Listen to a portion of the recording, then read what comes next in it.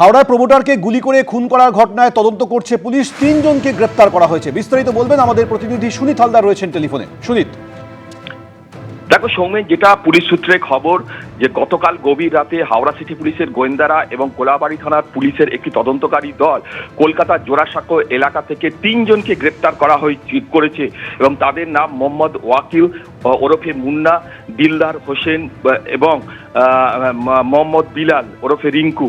এই যেটা জানা যাচ্ছে পুলিশ সূত্রে যে ভোরবেলা ভোরবেলায় যে খুন হয় যে শফিক খান এবং এই প্রমোটার, তাকে খুনের পর এই দুজন যে মূল অভিযুক্ত তারা কিন্তু এই কলকাতায় এদের কাছেই আশ্রয় নেয় এবং পুলিশ তদন্তে উঠে আসে এই ৩ জনের সঙ্গে যারা মূল অভিযুক্ত, যারা খুনি আততায়ী, তাদের দীর্ঘদিনের যোগাযোগ আছে। তারা হাওড়ার পিলখানা এলাকায় প্রায় আসতো। এই প্রেক্ষিতেই পুলিশ গতকাল তাদেরকে গ্রেপ্তার করেছে। ধৃতদের বিরুদ্ধে খুনের মামলা শুরু করেছে গোলাবাড়ি থানার পুলিশ। ধৃতদের আজকে হাওড়া আদালতে তোলা হবে।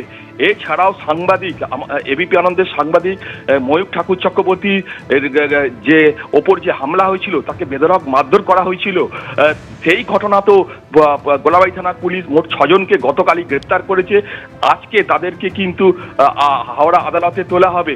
অর্থাৎ দুটো পৃথক ঘটনায়, দুটো পৃথক মামলায় পুলিশ এখনো পর্যন্ত 9 জনকে গ্রেপ্তার করা হয়েছে। যদিও এই খুনের ঘটনায় মূল যে অভিযুক্ত রোহিত এবং হারুন, তাদের কিন্তু এখনো খোঁজ পাওয়া যায়নি। একেবারে এই দুজন অধরা রয়েছে, কিন্তু 3 জনকে গ্রেপ্তার করা হয়েছে। সুনীত, আরো একবার জানতে চাইবো, যে 3 জনকে পুলিশ গ্রেপ্তার করেছে তাদের বিরুদ্ধে ঠিক কি অভিযোগ রয়েছে? দেখো, যেটা পুলিশ সূত্রে উঠে আসছে, তারা কিন্তু এই যে মূল যে অভিযুক্ত হারুন এবং রোহিত, তাদের কিন্তু অ্যাসোসিয়েট হিসাবে কাজ করেছে এবং খুনের পর তারা কিন্তু গিয়ে এই কলকাতার জোড়াসাঁকো এলাকাতে তারা আশ্রয় নিয়েছিল এদের ডেরাতে, গোপন ডেরাতে। এবং যেটা তদন্তে উঠে আসে, তারা কিন্তু এই ভোরবেলা, যখন গতকাল ভোরবেলা, তখন তাদেরকে খুব পয়েন্ট ব্ল্যাঙ্ক রেঞ্জ থেকে শফিক খানকে গুলি চালিয়ে খুন করে এবং কার্যত তারা পায়ে হেঁটে ওইখান থেকে চম্পট দেয় ঘটনাস্থল থেকে। পিলখানার যে সেকেন্ড বাইলেন, যেটা ঘটনাস্থল, সেখান থেকে চম্পট দেয় এবং তারপরেই কিন্তু তারা কলকাতার জোড়াসাঁকো থানা এলাকাতে তারা শেল্টার নেয় এবং সিসিটিভি ফুটেজেও দেখা গেছে যেভাবে তারা হাওড়া স্টেশন হয়ে তারা জোড়াসাঁকোর দিকে গেছে, হাওড়া বাস স্ট্যান্ড হয়ে, সেই তদন্তেও সেটাও উঠে এসেছে বলে জানা গেছে।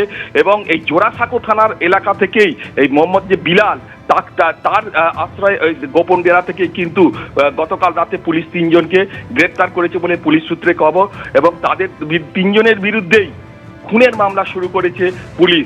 যদিও এই ঘটনার মূল যে 2 অভিযুক্ত হারুন এবং রোহিত, তারা কিন্তু এখনো ফেরার আছে। সুনীত, ধন্যবাদ। অর্থাৎ মূল যে 2 জন আততায়ী রোহিত এবং হারুন, এই 2 জনকে যাদেরকে পুলিশ গ্রেপ্তার করেছে 3 জন, তারা শেল্টার দিয়েছিল, সেই অভিযোগে তাদেরকে পুলিশ গ্রেপ্তার করেছে।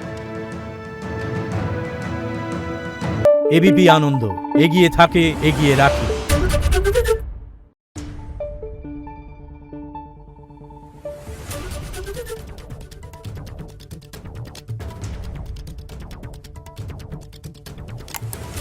Thank you.